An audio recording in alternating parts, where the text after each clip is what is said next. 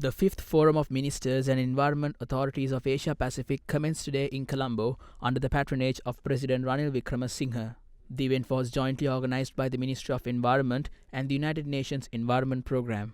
Environmental issues pertaining to the Asia Pacific region was discussed and prioritized at the event today.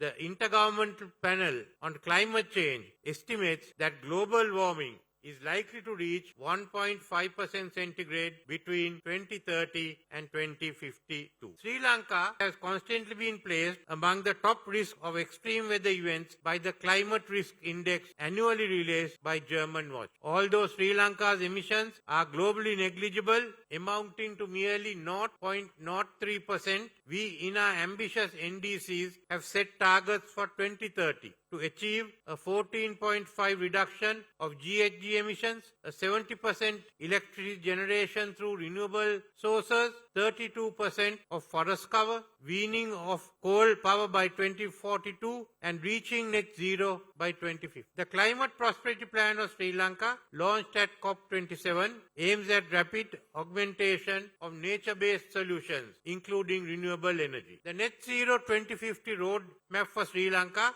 will be launched at COP28. Sri Lanka is in the process of renewing National Biodiversity Strategic Action Plan 2016 to 22 to achieve the objectives of the Kunming-Montreal Global Diversity Framework. Since Sri Lanka is one of the 36 global biodiversity hotspots, I have instructed the Ministry of Environment to formulate a national policy on living entities to conserve pristine ecosystems. Sri Lanka has formulated the national policy on waste management covering 9 categories of general and hazardous waste. The national policy on chemical management was formulated to streamline chemical management in the country. Sri Lanka formulated the national policy on sustainable consumption and production in 2019. The green procurement policy and the green labelling framework will come into effect this year. My government will enact a new Climate Change Act and a National Environment Act to address the triple planetary crisis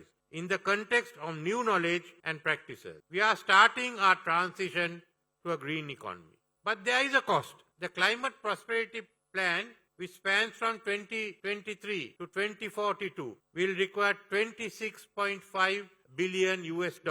The implementation of Net Zero 2050 roadmap will require over $100 billion. The list is not over. Where are we going to source these resources from? We cannot source all this money from within our country. The problem is not confined to Sri Lanka. Numerous global fora have attempted to address the issue of climate change. The issues and potential solutions have been well articulated at these events. What is missing is the money on the table, leadership and action. Therefore, we in Asia Pacific and others in the global south will need to galvanize alternative leadership mechanisms. We need a climate justice forum to ensure that the countries least responsible for climate change do not bear a disproportionate share of the loss. We need to raise our collective voice and say, let's get done with this.